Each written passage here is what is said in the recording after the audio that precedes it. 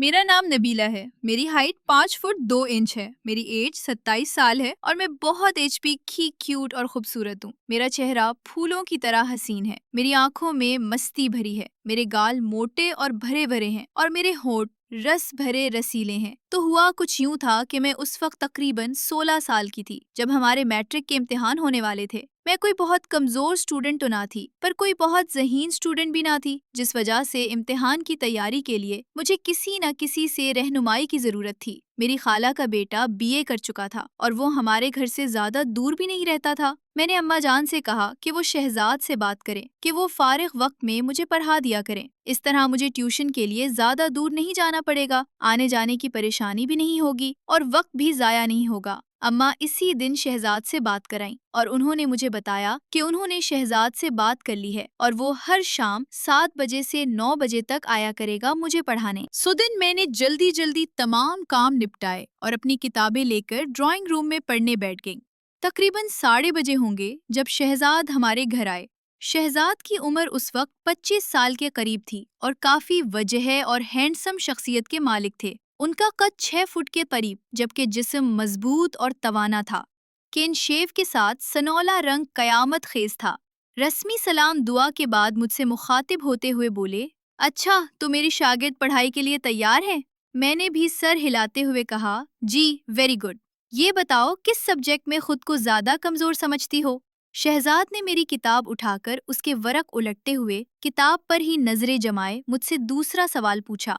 तो मैंने उन्हें बताया कि मैथ और इंग्लिश में कमजोर हूँ। शहजाद ने किताब मेज पर रखते हुए मेरी जानिब देखा और बोले, अगर इसी तरह तुम घबराई और झिझकती रहोगी तो मेरा नहीं ख्याल कि मैं तुमको जो कुछ पढ़ाऊंगा वो तुमको जहन नशीन भी करा सकूंगा।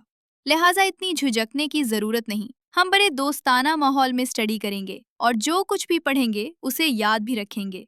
जी बेहतर। मैं खुद को थोड़ा रिलैक्स जाहिर करने की कोशिश करते हुए बोली। उस दिन पढ़ाई तो कोई खास ना हुई, अलबत्ता शहजाद ने अपनी बातों और चिटकलों की मदद से मेरी झिझक दूर कर दी। मैं अब काफी रिलैक्स भी थी। यही वजह थी कि मैं शहजाद के चिटकलों का जवाब भी चिटकलों की सूरत ही दे रही थी।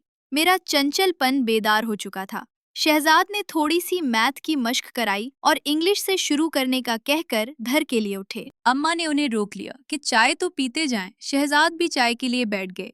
चाय और थोड़ी गपशप के बाद शहजाद कल शाम 7 बजे आने का कहकर घर चले गए। तकरीबन 2 हफ्तों तक मामलात ऐसे ही चलते रहे। वो वक्त के खासे पाबंद थे, वक्त पर आते और अपना काम वक्त पर खत्म करके चले जाते। उनकी शख्सियत जाजिबे नजर तो थी ही, उनके पढ़ाने और समझाने का अंदाज भी खूब था। यही वजह थी कि मैं शहजाद की गर्वेदा हो चुकी थी और उनसे काफी बेतकल्लुफ भी हो चुकी थी। सत दिन शहजाद मुझे मैथ की मशक करा रहे थे। जब अम्मा चाय ले आई, उन्होंने मेज पर रखी और बोले कि चाय पहले पी लेना। ये कहकर वो वापस किचन में चली गईं। मशक खत्म हुई तो मैंने चाय की प्याली उठाकर शहजाद को देना चाही, तो पता नहीं क्या हुआ कि मेरा हाथ कांप गया और सारी की सारी चाय शहजाद के ऊपर गिर गई, जिससे उनकी पतलून और शर्ट भीग गई। मेरे तो औसान खता हो गए। दौड़ती हुई गई और तौलिया उठा लाई। मैं बार बार शहजाद को सॉरी बोल रही थी और साथ ही साथ उनकी शर्ट को तौलिए से खुश्क करने की कोशिश कर रही थी। अब जले तो नहीं? मैं मुसलसल तौलिया रगड़ते हुए पूछा, चाय से तू नहीं जला, लेकिन अब तुम जरूर जला डालोगी।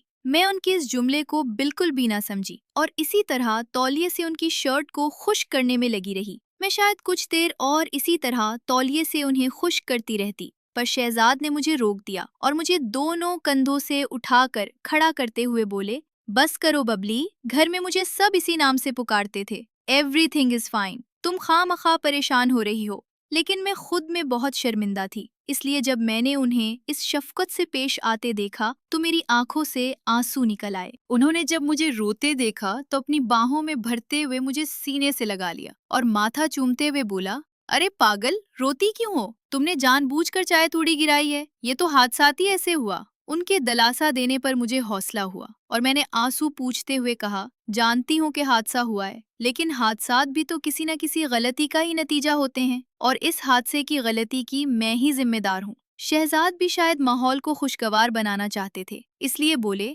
बबली मैं तुम्हें इजाजत देता हूँ कि तुम ऐसे हादसात रोज किया करो। وہ ہنس رہے تھے اور ان کی یہ معنی خیز ہنسی میری سمجھ سے باہر تھی۔ میں بھی انہیں ہنستے دیکھ کر مسکرا دی۔ شہزاد نے کہا، چلو واپس وہیں سے شروع کرتے ہیں جہاں پر حادثہ ہوا تھا۔ یہ کہتے ہوئے انہوں نے مجھے اپنی بانہوں کے گھیرے سے آزاد کر دیا۔ میں نے واپس اپنی کرسی پر بیٹھ کر کتاب کھولنا چاہی تو شہزاد نے کہا، آج کا کام ختم، کل دیکھیں گے۔ میں چلتا ہوں کیونکہ اس حالت میں تمہیں کچھ نہیں پڑھا پاؤں گا۔ شہزاد، اپنی کس حالت مجھے کچھ پتا نہ چلا۔ میں تو اس دن جب میں بیڈ پر تھی تو یہ واقعہ بار بار میرے دماغ میں گھوم رہا تھا اور یہ سب اس وقت تو میرے لیے بے معنی تھے، لیکن اب ان واقعات کو سوچنا اچھا لگ رہا تھا اور مجھے پتا ہی نہ چلا کہ کب نیند نے آ لیا اور میں نیند کی گہری وادی میں غوطے کھانے لگی۔ اس رات میں نے بارہا خواب میں شہزاد کو دیکھا۔ کبھی ہم کسی ندی کے کنارے بیٹھے باتیں کر رہے ہوتے، کبھی کسی پارک کے کونے میں کسی بینچ پر بیٹھے کچھ راز و نیاز کی باتیں کر رہے ہوتے۔ غرض اس رات میں نے اور شہزاد نے مل کر دنیا جہان کی سیر کی۔ میں اس دن بہت گہری نیند سوئی۔ صبح اٹھی تو میرے خواب کا ہر منظر میرے ذہن میں نقش تھا۔ میں بستر سے اٹھنا ہی نہیں چاہ رہی تھی۔ میں ان خوابوں کی دنیا سے نکلنا ہی نہیں چاہ رہی تھی۔ مجھے علم نہیں کہ ایسا کیوں تھا، پر جو بھی تھا بہت پر لطف تھا۔